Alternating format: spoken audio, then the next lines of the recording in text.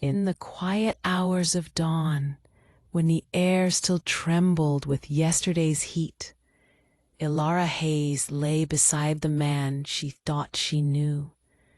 His breath brushed against her shoulder, warm, steady, familiar. Yet a distance hung between them, heavy and cold as winter glass. Moments earlier, he had touched her like a man desperate for solace. Now, he spoke like a stranger delivering a verdict. "Let's get a divorce." The words fell from Adrian Cole's mouth so simply that for a heartbeat, Elara thought she'd misheard. The bedside lamp hummed faintly, painting his face in fractured gold. His hand, the same one that once brushed her hair from her face with reverence, reached for the lighter on the nightstand. The flame flared. Smoke curled upward, twisting in elegant shapes before fading into nothing. Elara turned to him slowly, disbelief still softening her features. Her pulse thudded quietly in her chest. A divorce? Adrian didn't look at her, his gaze fixed on the smoke rising between them. "Seraphine's sick," he said, his tone even, practiced. "She has stomach cancer. They gave her 6 months." The name struck like ice water. "She what?" Adrian exhaled, voice firm. "Her final wish is to be my wife. That's all she wants before she goes." Elara's lips parted. The silence between them thickened. The bed felt colder. "So you're asking me to—" He cut her off, as if the matter was simple. "It's only for a short time. We'll remarry when she's gone." His voice was calm, measured, almost gentle, the way someone might soothe a child before walking away. Elara stared at him. For 7 years, she had loved him beyond reason.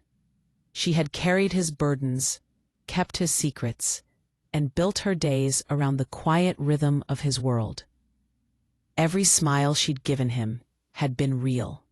Every word she'd whispered into his chest at night had been truth. Now he was rewriting it all like a man changing his schedule. Her mind reached back to the day rain poured over their small town, thunder roaring like judgment. She remembered Adrian stepping between her and her stepfather, a cracked stick clutched in his trembling hands. "Touch her again," he'd shouted, "and you'll regret it." That was the moment she had fallen in love. The moment she believed he would always stand between her and every storm. But people change. Even storms calm eventually.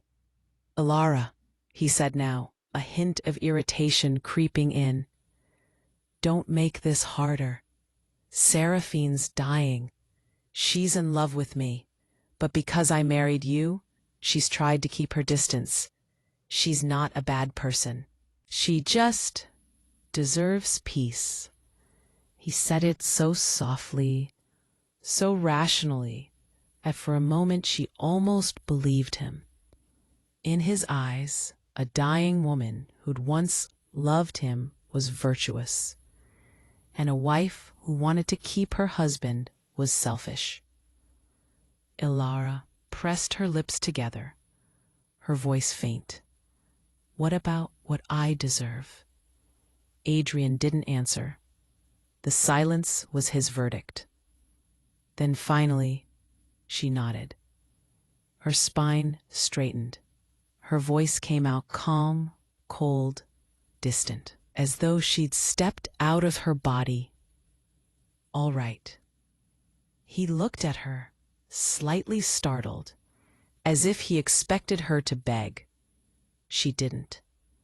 He waited for tears that never came.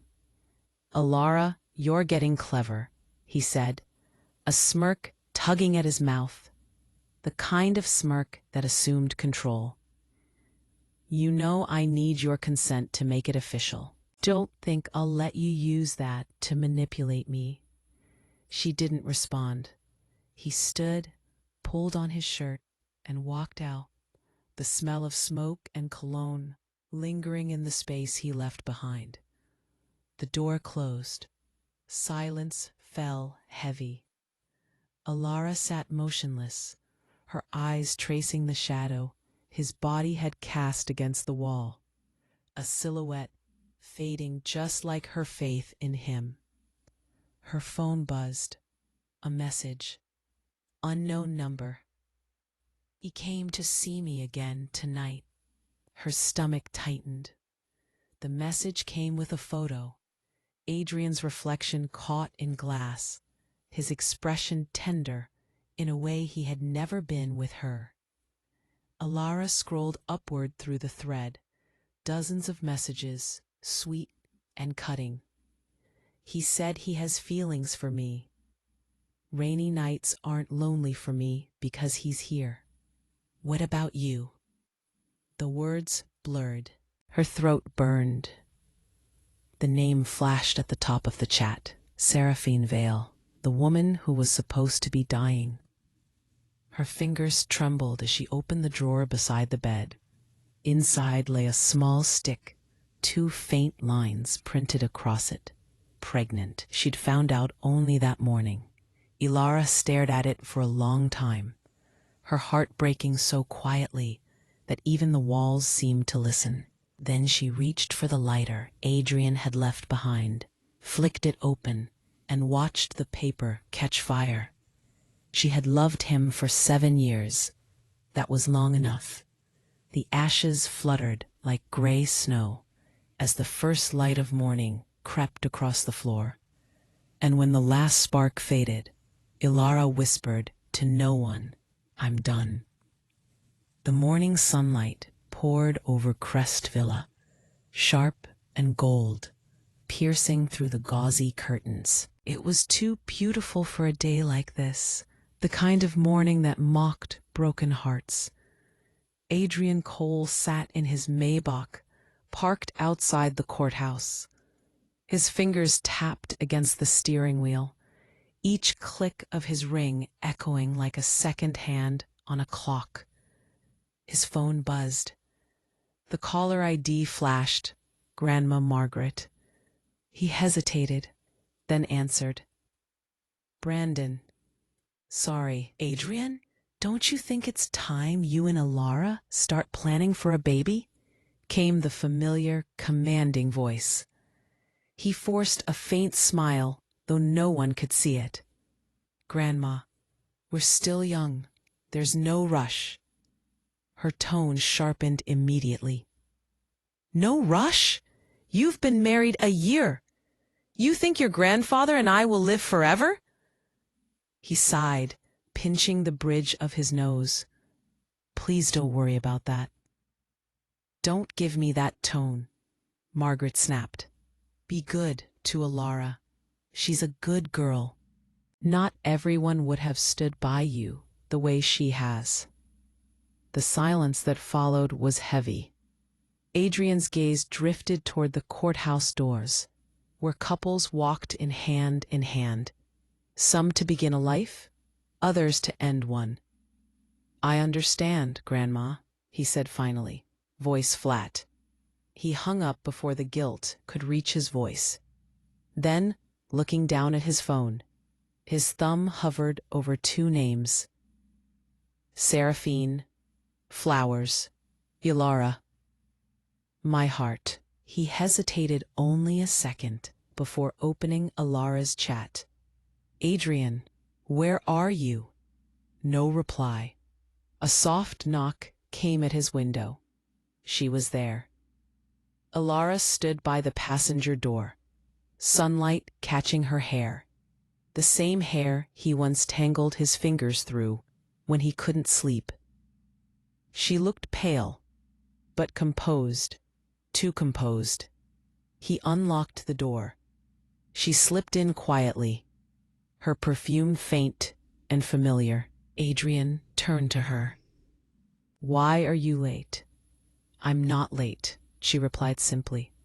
Her tone was calm, the kind that came after too many tears, a stillness so heavy it frightened him.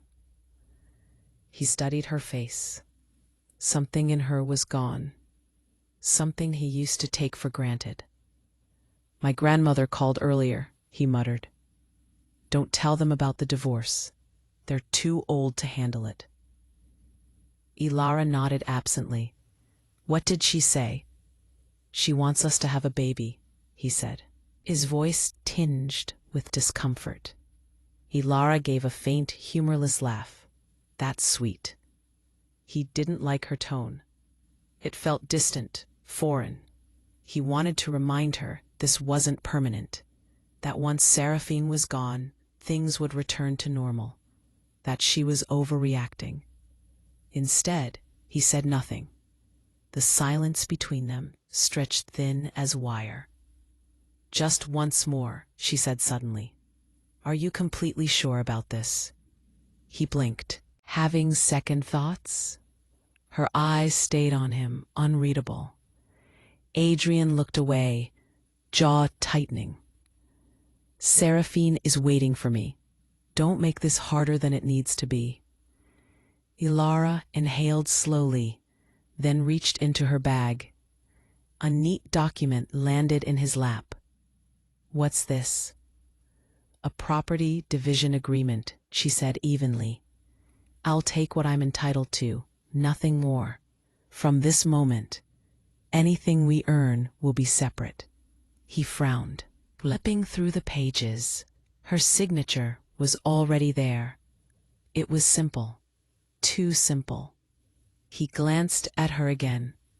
"You're really not going to fight me on this?" Elara's gaze stayed fixed on the window. "There's nothing left to fight for." For a fleeting moment, Adrian felt something crack, something like regret, but he brushed it off. This was temporary. Seraphine needed him now. Elara would understand later. He picked up the pen and signed. When the pen left the page, a piece of her heart went with it. They walked side by side into the courthouse. Inside, couples laughed softly, hands entwined, ready to begin forever. The irony wasn't lost on her. Minutes later, when the clerk stamped the document and handed them the divorce receipt, Adrian spoke again, his tone steady, almost managerial. "I'll keep sending money to your account for the next 6 months. Don't tell my grandparents until then." Elara didn't answer. Outside, the sun was too bright. He turned and walked away. For the first time, she didn't watch him leave. Her phone buzzed with a message from Naomi Rivers, her closest friend and her doctor. "I can fit you in this afternoon. Are you sure you want to do this?"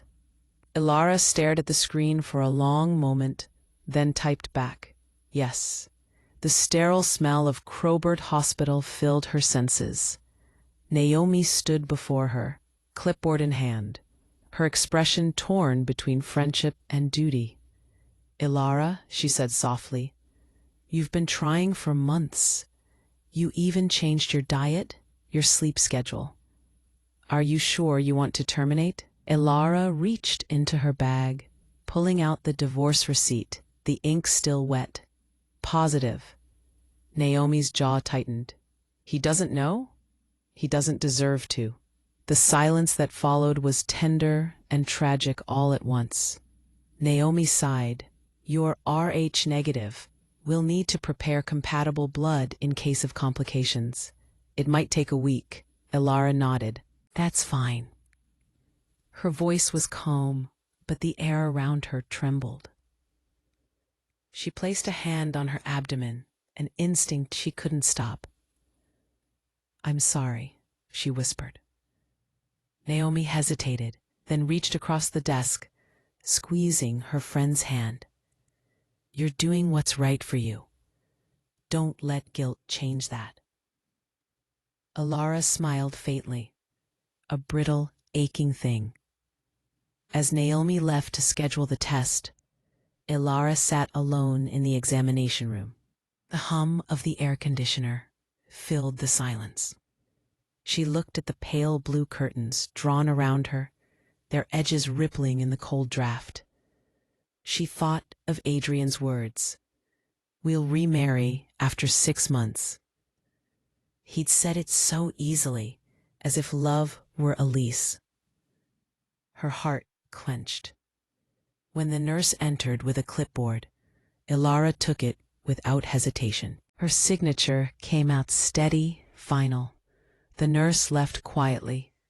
Elara leaned back, eyes unfocused, the room spinning slightly.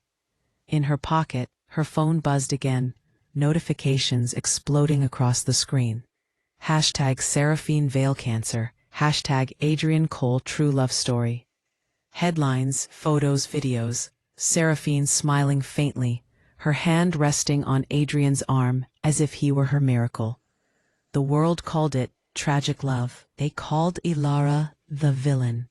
The irony was unbearable.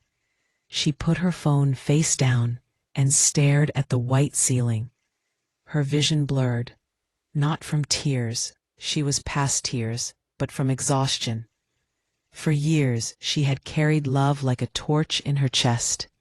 Now it burned her from the inside. Her mind whispered the words she couldn't say aloud. "I loved you more than my own future." And that's exactly how I lost it.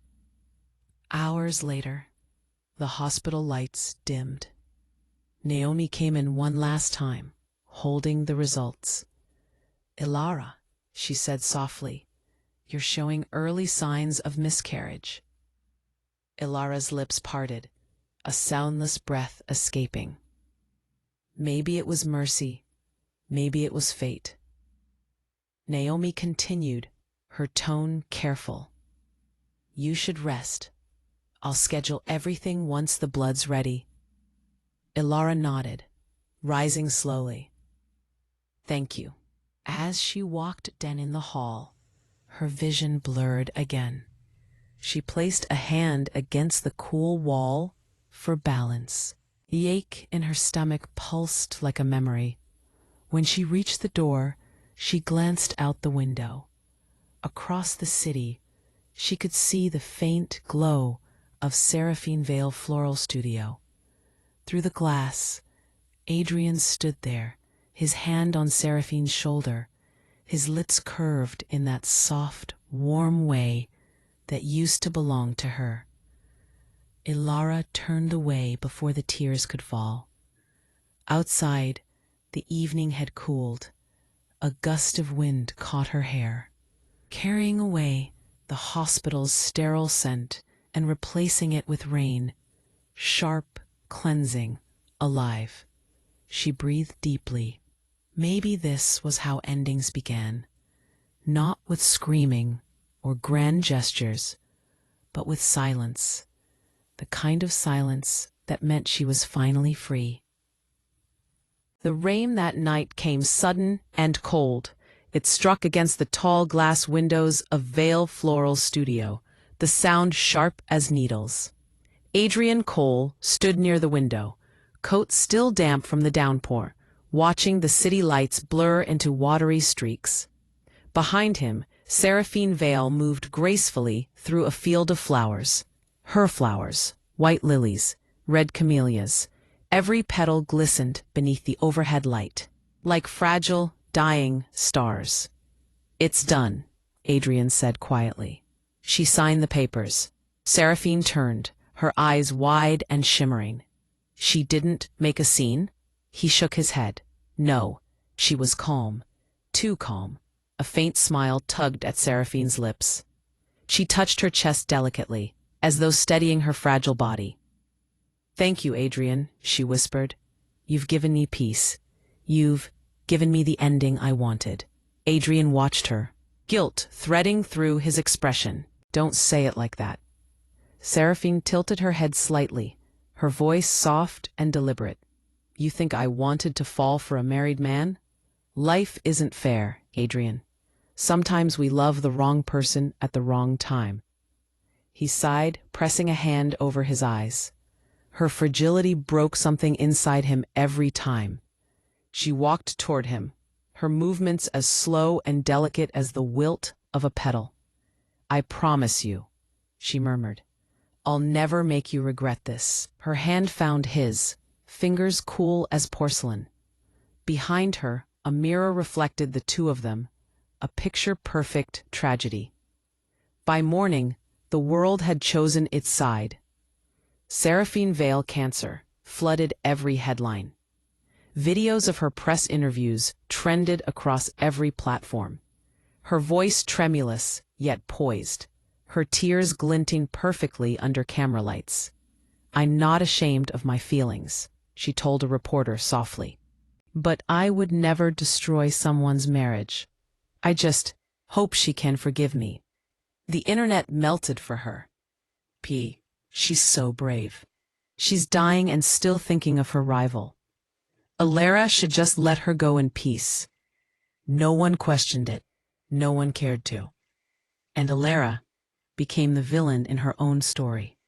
At Crobert Hospital, Alara's phone wouldn't stop vibrating.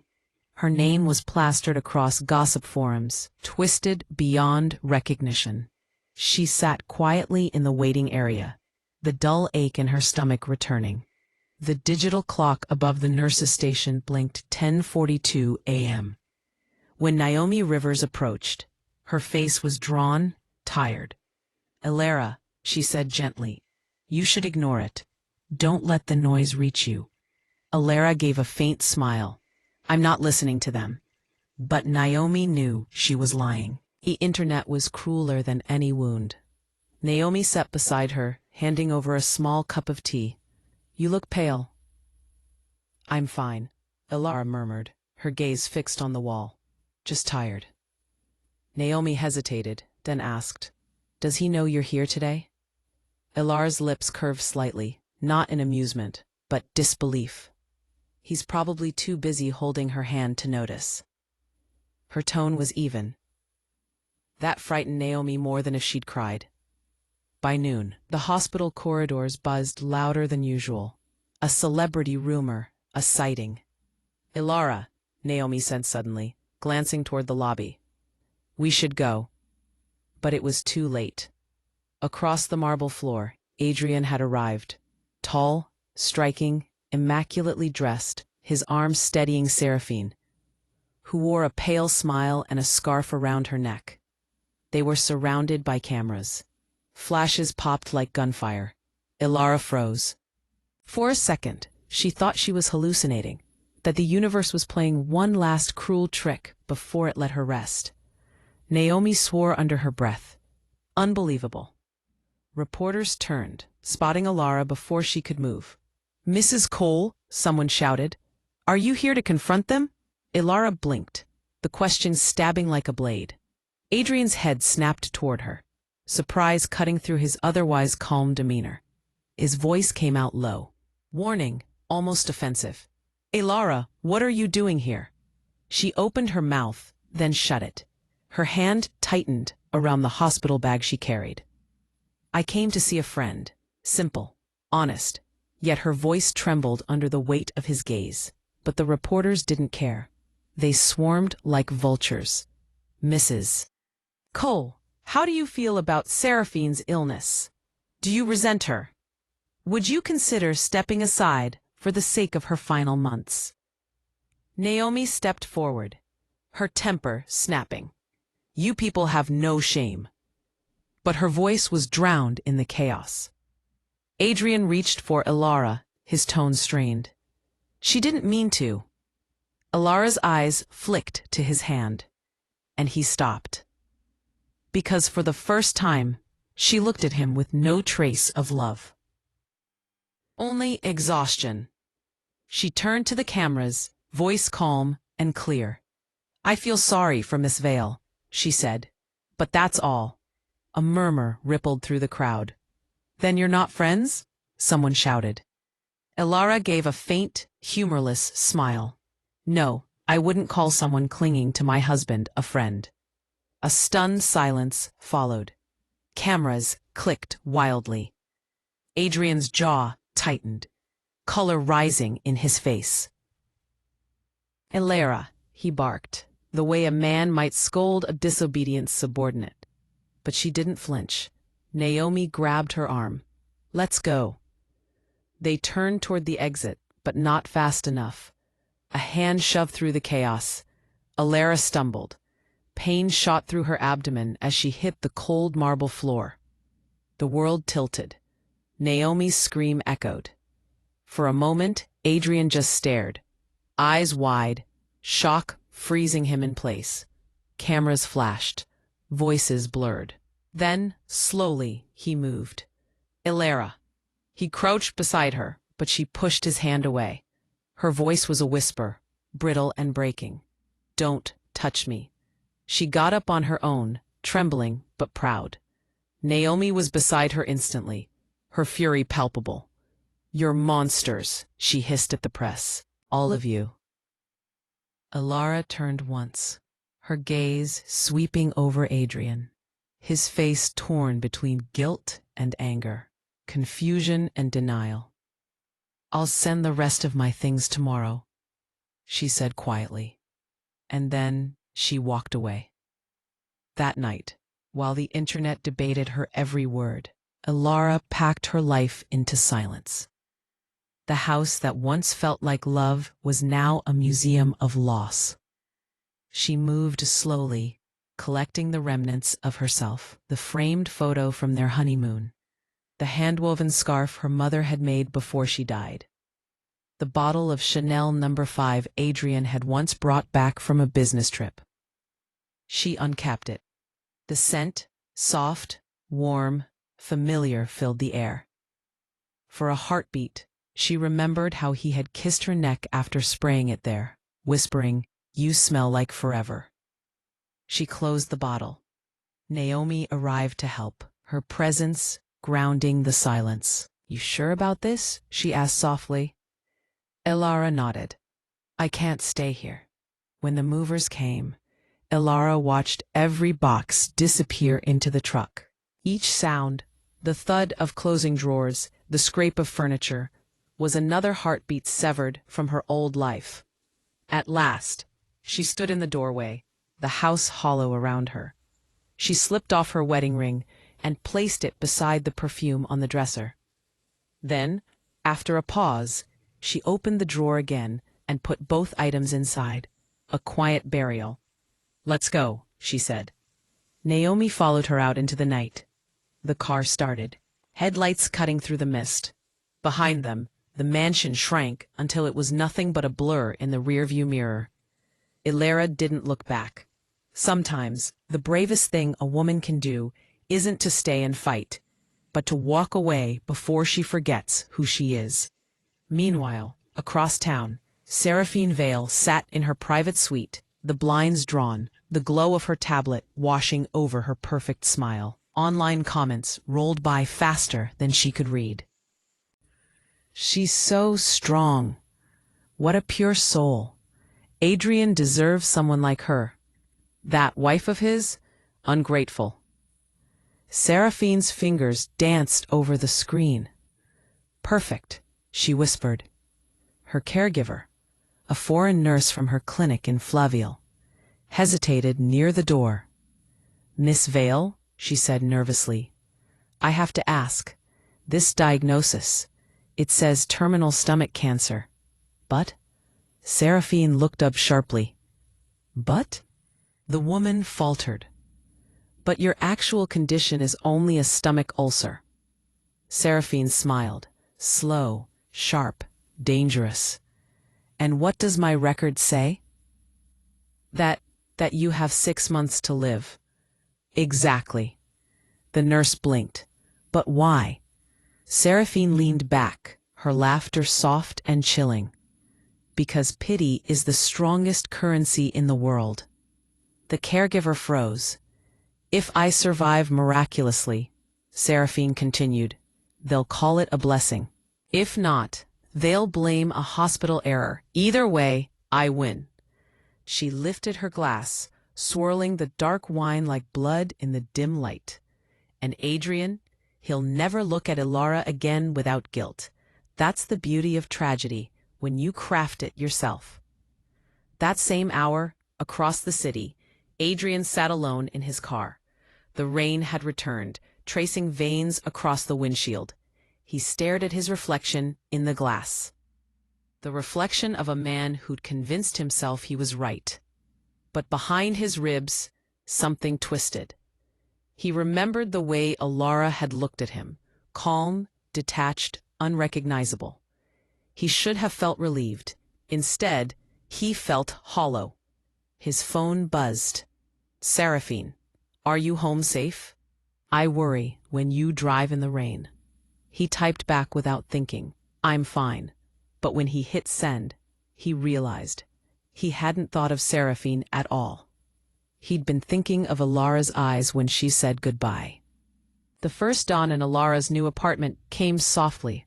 Light poured through sheer curtains, painting the walls in shades of gold and rose. The air smelled faintly of jasmine from the potted plant Naomi had brought the night before. A small gesture, a promise of new beginnings. For the first time in years, Elara Hayes woke up to silence that wasn't heavy. She sat on the edge of the bed, legs bare against the cool wood floor, staring at the small ring of sunlight that crept up the wall.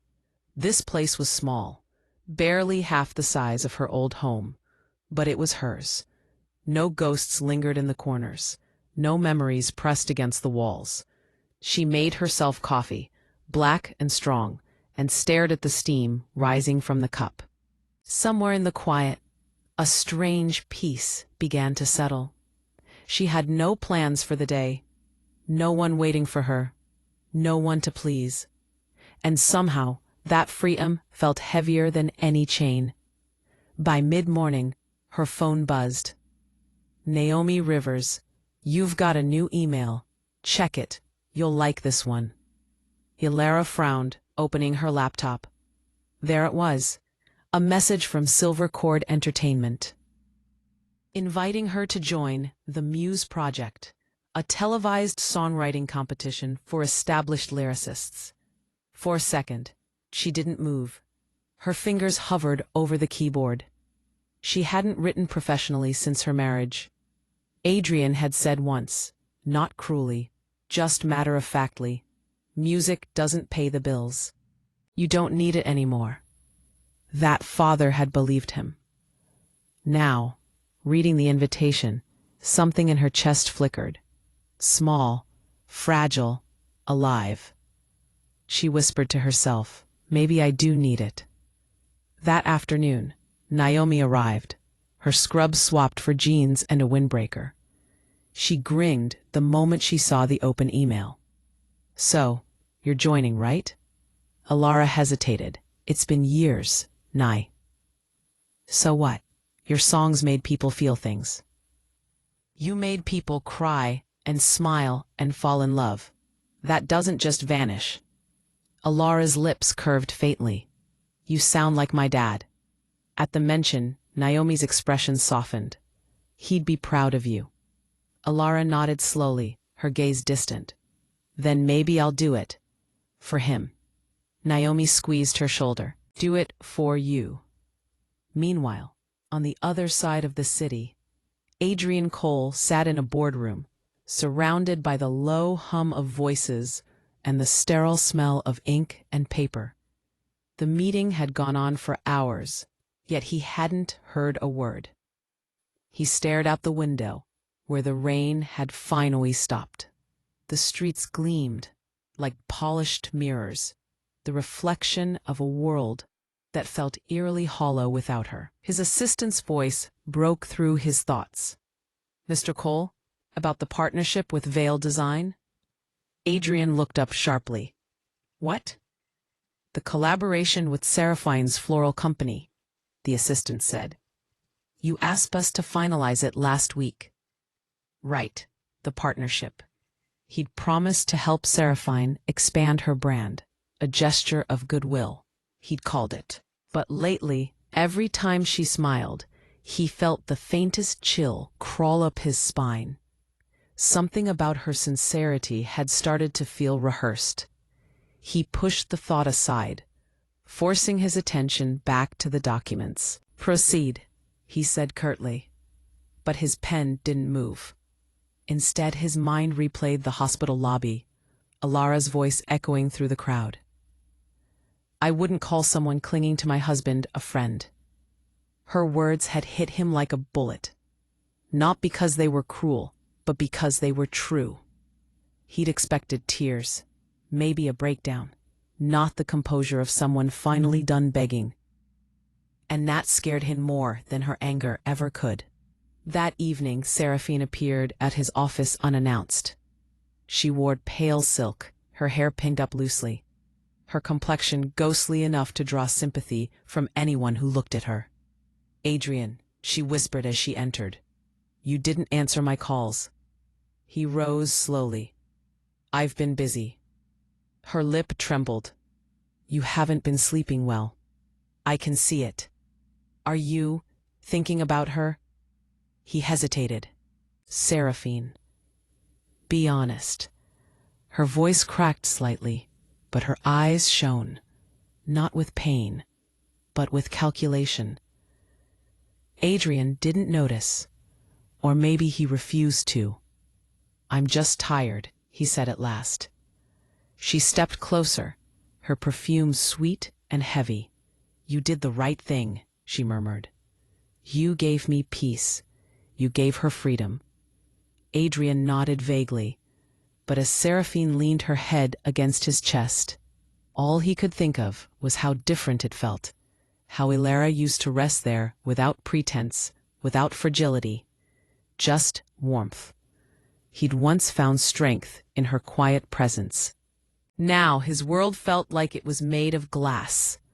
The following week, Elara sat in a rehearsal studio, fingers hovering above a piano that had seen better days.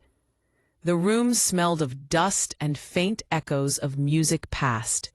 She played a few hesitant notes, her reflection staring back at her from the dark lacquer.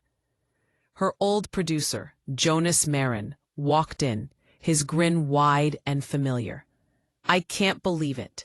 Elara Hayes in my studio again. Hell must have frozen." Elara chuckled softly. "Maybe it did." Jonas leaned against the console. "You ready to write something that'll make half the country cry?" Her fingers danced over the keys again, slower this time. "I don't want to make them cry," she murmured. "I want to make them feel alive." Jonas smiled.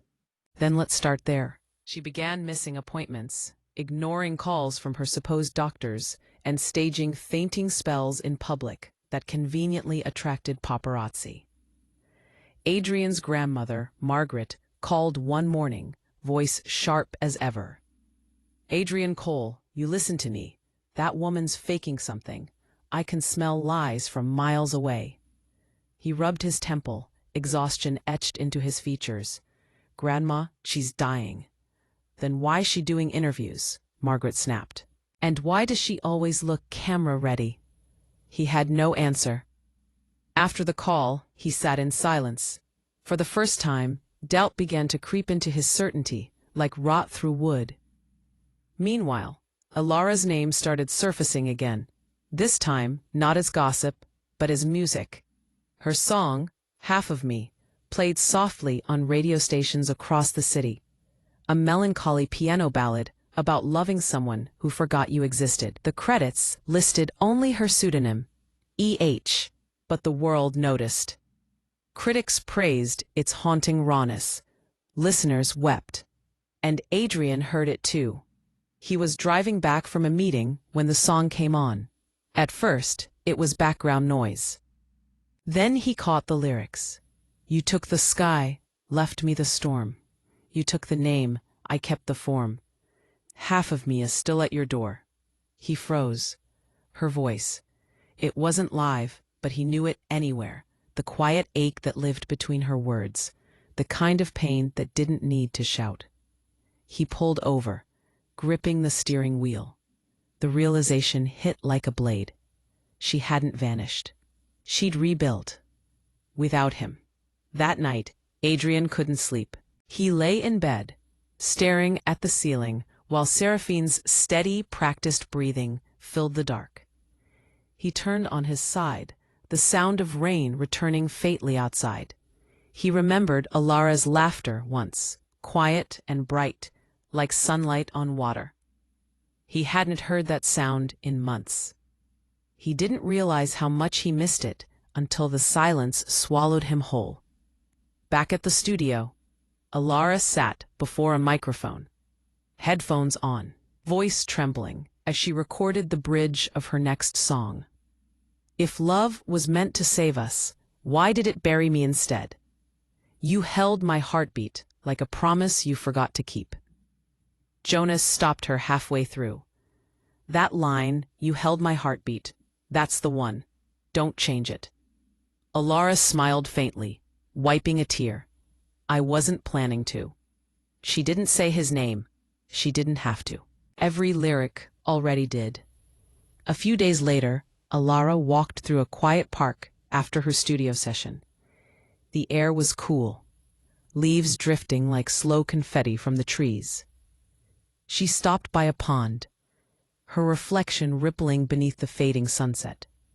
Naomi's voice echoed in her memory. Do it for you. For the first time, she finally understood what that meant. It wasn't about revenge. It wasn't even about closure. It was about remembering who she was before she forgot herself for someone else. She stood there until the light dimmed, until her heart stopped feeling like a wound and began to feel like a pulse again. Across town, Adrian's world kept unraveling. A call came late that night from a journalist. Mr. Cole, the voice said cautiously. You should see this. Miss Vale's diagnosis. There's no record of her being treated anywhere. The hospital she mentioned doesn't exist. He froze. What? The journalist said, check the registry yourself. We thought you'd want to know. The line clicked dead. Adrian sat there for a long moment, the phone still pressed to his ear. The silence that followed wasn't disbelief. It was dawning horror. Everything his grandmother had warned him about was true. Seraphine's lies, his blindness, Elara's pain. It all came crashing down in a single breath. The truth didn't fall all at once. It arrived in fragments, whispered suspicions, missing documents, unanswered calls, until it became too heavy for Adrian Cole to ignore. By the third day, denial gave way to dread. He sat in his office, blinds drawn, papers scattered across the desk. The scent of coffee and smoke filled the air, sharp and bitter. His phone was open to the hospital registry, line after line confirming what he didn't want to see. No patient under the name Seraphine Vale. No record of stomach cancer. He stared at the screen, his chest tightening. Seraphine had lied. He thought of her trembling hands, her soft voice, the way she'd leaned into him like the world was too cruel to face alone. Every fragile smile had been rehearsed. Every tear had been painted. A hollow laugh escaped his throat, sharp, broken. How could he have been so blind? That evening, Seraphine arrived unannounced, as she often did. Her perfume reached him before her voice, sweet, suffocating. Adrian, she called, stepping into the dim light. You didn't return my calls. I was worried. He didn't answer. His gaze was fixed on a file on the desk, her medical report, the one she'd handed him months ago. He'd called the hospital directly. They'd never issued it. Where did you get this? His voice was low, almost calm. Too calm. Seraphine froze. What do you mean? He rose slowly, the quiet movement more frightening than rage. You lied to me. She flinched, a practiced tear glinting in her eye. Adrian, don't. He slammed the report onto the desk, the sound echoing. You lied about being sick, about dying, about everything. Her mask cracked for the first time. I did it for us, she said sharply. You loved her and I was losing you. I needed something. You needed pity. His voice was like ice. You turned my life into a performance. Seraphine's eyes burned with a mix of fury and desperation. Don't pretend you didn't want an excuse to leave her. You wanted to be the savior. I just gave you a reason. The words hit him like a slap. For the first time, Adrian saw himself clearly, not as the noble man he'd pretended to be, but as the coward she'd named. He'd wanted to feel righteous, justified, even compassionate, but really, he just wanted permission to betray the woman who loved him. The silence that followed was suffocating. Finally, he said, "Get out." Seraphine's voice cracked. "Adrian, please." He didn't look at her. "Leave. Before I forget how to stay civil." Her tears came then, real this time, but even those couldn't reach him anymore. When the door slammed behind her, Adrian sank into the chair, his head in his hands. Elara's face flashed through his mind, her eyes, calm and unreadable, the day she walked away. He whispered into the darkness, "What have I done?" Across town, the city glittered like spilled glass. At Silvercord Studios, the set for the Muse project buzzed with energy. Backstage, Elara Hayes adjusted the microphone on her collar, trying to ignore the pulse in her throat. "Next up, our special wildcard, E.H., the host announced. Applause rippled through the small studio audience. She stepped onto the stage, lights washing over her. For a moment, she froze, not from fear, but from realization. This was the same stage she'd once watched from home years ago, dreaming of being here before life got in the way. Now she was here again, reborn from the ashes of everything that had tried to bury her. The host smiled warmly. "You're known for emotional compositions. What inspired tonight's piece?" Elara's lips curved faintly. "A lesson I learned too late, that sometimes love isn't what saves us. It's what destroys us first." The audience fell silent. Then she began to play. The first note was soft, hesitant, trembling, like a heartbeat rediscovering its rhythm. Her voice followed, steady and raw. "You said goodbye like a promise kept, and left your ghost where my heart slept. But I found light in the ruins' glow. Where you let go, I learned to grow." When the song ended, there was a long pause before applause erupted. Somewhere in the crowd, a producer mouthed to another, "She's the one." The next morning, Elara's performance had gone viral. Clips flooded social media, her name trending, not for scandal this time, but for brilliance. Hashtag Elara Hayes returns. Hashtag Half of Me Live. Hashtag the Muse Project finalist. Naomi called her before sunrise, half sobbing, into the phone. "You did it. You're everywhere." Elara smiled through sleepy tears. "I didn't think people would still want to listen." "Are you kidding?" Naomi sniffed. "You made grown men cry." Elara laughed softly. "Then I guess I'm doing something right." For the first time in years, her laughter didn't sound borrowed. Meanwhile, Adrian sat alone in his apartment. The TV flickered silently in the background, broadcasting Elara's performance. Her face, calm, luminous. Heartbreak, carved into every note, filled the screen. He couldn't breathe. Every lyric cut deeper than the last. She hadn't just moved on. She'd transcended him. When the song ended, Adrian pressed a hand to his chest, as though the ache there needed holding. "She's incredible," murmured his grandmother from the other end of the phone. He hadn't realized she'd been watching too. "Yes," he said quietly. "She always was. Margaret's voice softened.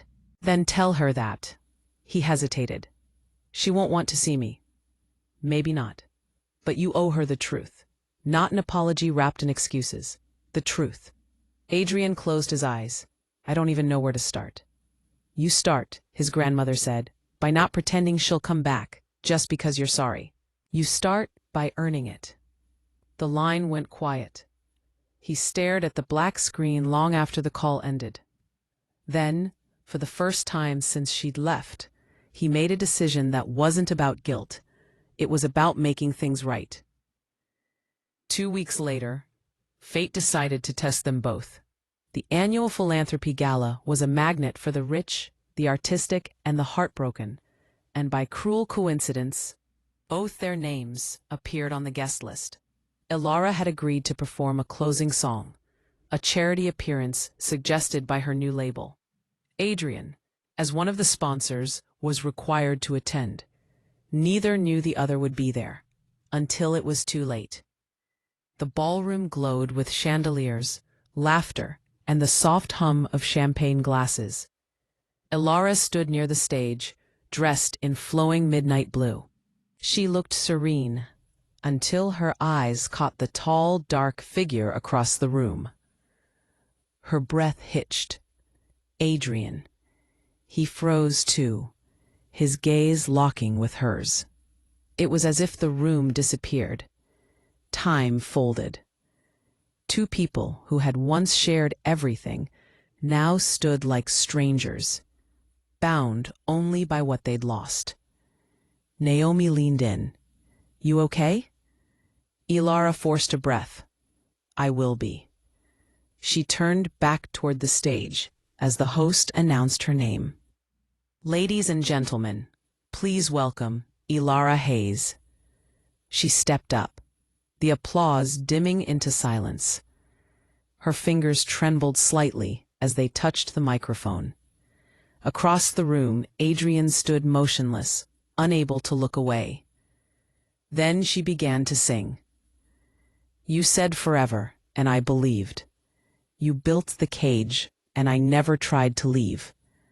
But I found my wings in the wreck of your goodbye. Now I don't need saving. I know how to fly.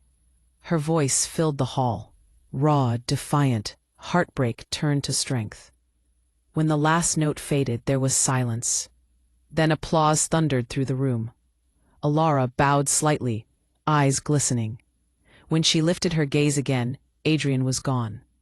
Outside on the terrace, Adrian stood alone, hands trembling around a glass of untouched wine. He stared out over the city lights, the sound of her voice still echoing in his head. He'd ruined her, and she'd turned that ruin into art. He'd built her cage, and she'd learned to fly anywhere. Tears blurred the skyline. Behind him, a soft voice spoke. Adrian. He turned. Elara stood there, not close, but near enough for the moonlight to catch the shimmer of her dress. They stared at each other in silence. Finally, he said, his voice rough, You were magnificent. Her lips curved faintly. Thank you. The confession hung in the air like fog. Elara looked down, her chest rising and falling. I don't know what you want me to say. Nothing, he said. You don't owe me anything. I just needed you to hear it. Her eyes glimmered with tears she refused to let fall. And if I told you I finally found peace? He smiled sadly. Then I'll be grateful you did, even if I'm not part of it. The wind stirred her hair, carrying his scent toward her. Faint, familiar, almost forgotten. For a moment, neither moved. Then Elara whispered, Good night, Adrian. And she walked back inside. He watched her until she disappeared into the crowd, the ache in his chest both unbearable and holy. Because for the first time, he understood. Loving her didn't mean possessing her. It meant letting her shine, even if he wasn't the one beside her. Winter came early that year. The wind carried the taste of salt from the bay, and the city moved under a silver sky that seemed unable to warm itself. Adrian Cole lived quietly now, No more cameras, no parties, no seraphine veil. Her empire of glass had shattered in one public confession, broadcast to every screen in the city. A single, trembling apology, read by her lawyer, before she vanished overseas. He had not chased her. The headlines that once crowned him a tragic hero now called him what he had become. A man who'd mistaken pity for virtue and love for ownership. He didn't fight it. For once, he agreed. Every morning he went to work, and every night he drove the long way home, passing the bridge where Elara once made him stop the car, just to watch the river lights. He never crossed it now. He only watched it from a distance, a glowing scar across the water. In his apartment, stripped of flowers and noise, Adrian began to rebuild the small things first. He learned to cook. He answered his grandmother's calls without rushing. He sent donations to the hospital wing that bore Elara's father's name, quietly, anonymously. He read the news about the Muse project, watched her interviews without sound. He didn't reach out. Not yet. It was too soon. He was still a ghost, wearing the skin of a man she'd once loved. But guilt has a strange alchemy when left alone with time. After months of silence, it began to change shape, less about punishment, more about understanding. He started therapy, a decision that felt absurd at first. But when the counselor asked, "When was the last time you listened?" without planning your answer, he couldn't remember. That was the beginning. He learned to sit with discomfort instead of drowning it in control. He learned that regret was not the same as change. And on nights when the ache became unbearable, he wrote letters he never sent. Block quote, "Dear Elara, I know now that love isn't proven by sacrifice, but by presence. I was never there, not really. I hope the world is kinder to you than I was." Each letter ended the same way.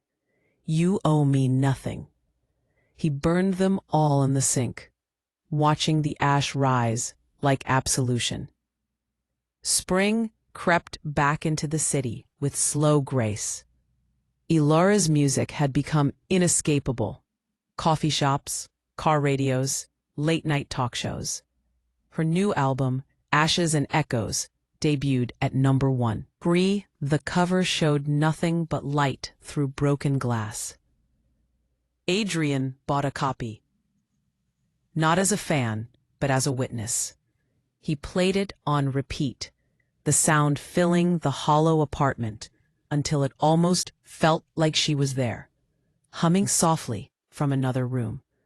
3 months passed before fate, or maybe guilt, led him to the Harmony Foundation, the charity Elara had mentioned in one of her interviews. They were looking for volunteers to fund a children's music program. He signed the form before he could talk himself out of it. The first day, he kept his head down, helping move equipment, repainting cracked walls, tuning old guitars.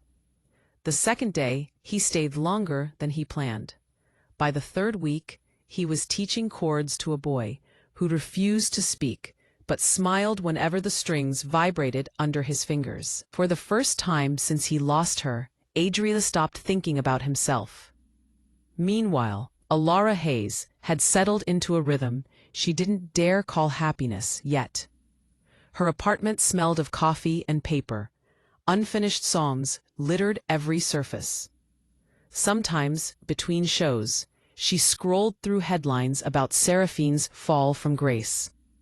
The satisfaction was fleeting, quickly replaced by quiet pity. Naomi teased her once. "You could write a whole album out of that mess." Elara smiled. "Maybe I already did." She hadn't seen Adrian since the gala. She wasn't sure she ever would. Yet sometimes, in the still moments between rehearsals, she caught herself thinking of him. Not with anger, but with a strange, tired tenderness. Healing, she'd learned, wasn't about forgetting.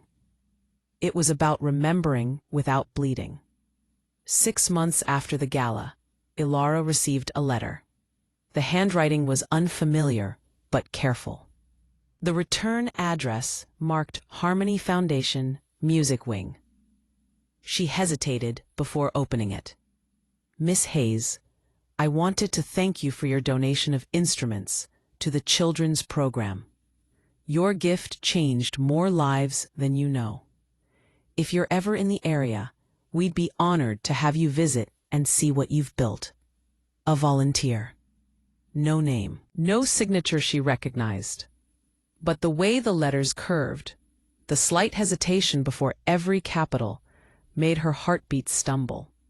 She folded the paper carefully and placed it in the drawer beside her desk.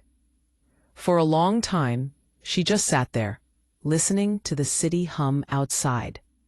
At the foundation, Adrian had no idea the letter had reached her.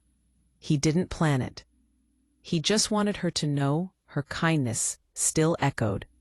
Every week he showed up early, staying late to fix the instruments or help the kids practice. He didn't talk about his past, but people whispered anyway. The tabloids had long forgotten the scandal. The world had moved on. But some afternoons, when a piano note hit just right, the past rose like a reflection in still water. One evening in late summer, the foundation hosted a benefit concert to celebrate the success of the program. Adrian worked backstage, tightening cables, avoiding cameras. He didn't know that Elara had accepted the invitation to attend, quietly, anonymously, just to watch the children perform. When she arrived, he didn't see her at first. But she saw him. He was kneeling beside a young girl, showing her how to hold a microphone properly, his voice patient, his smile genuine. It startled her, the gentleness, the unguarded warmth. He looked older, wearier, but lighter, too, as if the weight he'd carried had been set down somewhere she couldn't see. For the rest of the night, Elara stayed in the back row, unseen, listening to the children sing songs she had written for the program. Their voices rose pure and bright, washing over her like sunlight through water. When the applause faded and the crowd began to leave, she slipped out quietly before he could notice. But something in her heart had shifted again, just slightly, like a door unlocking. Later that night, Adrian found a small note left on the piano backstage. The children were wonderful. Keep teaching them to find their own music. He read it twice, then pressed it to his chest. He didn't chase after her. He only smiled, the kind of smile that holds both sorrow and peace. Because maybe forgiveness wasn't something you earned in one grand gesture. Maybe it was given in quiet moments, one heartbeat at a time. Months passed. Autumn turned the city gold. Adrian kept teaching. Elara kept creating. And somewhere between the silence they both learned to live with, the universe began to draw their paths back together. Slowly, patiently, like two melodies that had always been meant to resolve into the same final chord. Winter returned, softer this time. The river no longer looked like glass about to shatter. It shimmered beneath a pale sun that promised the start of something kinder. Elara Hayes was home from tour. Her last concert had ended with a standing ovation that thundered through her bones. Yet when the curtains fell, the only thing she'd felt was stillness. She had achieved everything she'd once dreamed of: freedom, success, peace. But some part of her remained gently unfinished, like a song missing its final line. That line arrived in the form of an email from the Harmony Foundation. "Dear Miss Hayes, the children keep asking when you'll visit again. We're hosting our winter recital next week. No cameras, just music. We'd be honored if you came." At the bottom of the message was a single initial, A. She read it twice. No expectation, no plea, just an invitation. The auditorium was small and warm, filled with the scent of pine garlands and fresh paint. Paper snowflakes hung from the ceiling. Children in mismatched sweaters tuned guitars and laughed nervously. Elara slipped into the back row, her scarf wrapped high against the cold. On stage, Adrian Cole stood beside the piano, helping a little boy adjust his sheet music. He looked different now, a quiet steadiness in his posture, hair a little longer, smile a little busier. When he glanced toward the crowd, his eyes found her. He didn't startle, didn't freeze.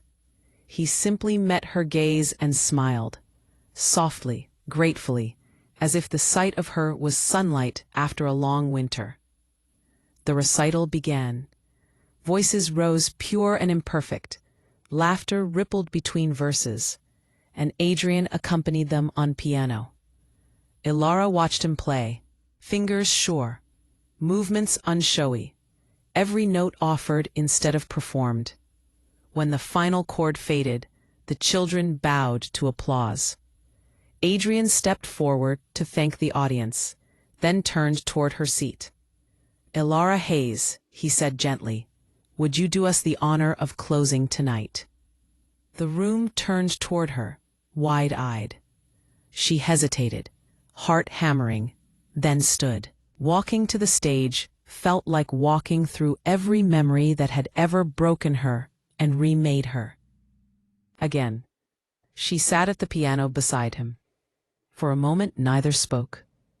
Then Adrian whispered, just loud enough for her alone. "No more promises, just the truth." Elara nodded. Her fingers touched the keys, and a melody bloomed, slow, luminous, familiar. Block quote. "We were thunder before we learned to listen. Fire before we knew warmth could stay. But look at us now. Quiet, unbroken. Finding light in the simplest day." Continue. Halfway through, his hand joined hers on the lower register, anchoring the notes. They're playing intertwined. Two voices, distinct but harmonious, completing each other without effort. When the last note lingered, the room held its breath. Applause erupted, but they hardly heard it. Adrian turned to her. "I never expected forgiveness," he said, "but I wanted to live in a way that deserved it." Elara studied him, really looked, and saw the truth in his eyes. Not the man who once broke her, but the man who'd learned what it meant to cherish.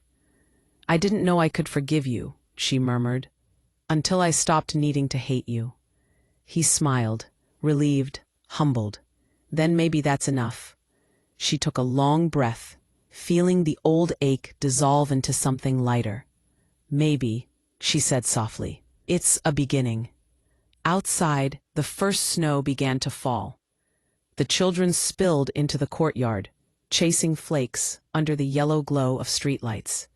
Elara and Adrian stepped out after them, coats brushing, silence comfortable between them. He glanced sideways. "You'll be on tour again soon?" "Maybe, but not right away," she said. "I want to write first." "About us? About what comes after endings?" He nodded, eyes bright with quiet wonder. "Then maybe I'll read it someday." She smiled. "You just might." For a moment, they simply watched the snow. Then, without thinking, she slipped her hand into his. Not a reconciliation announced to the world, not a vow whispered under fireworks, just two hands finding their way back through the quiet. The city stretched before them, washed clean by winter light. And for the first time, both of them understood. Betrayal wasn't what they lost or found. It was what they finally learned to keep.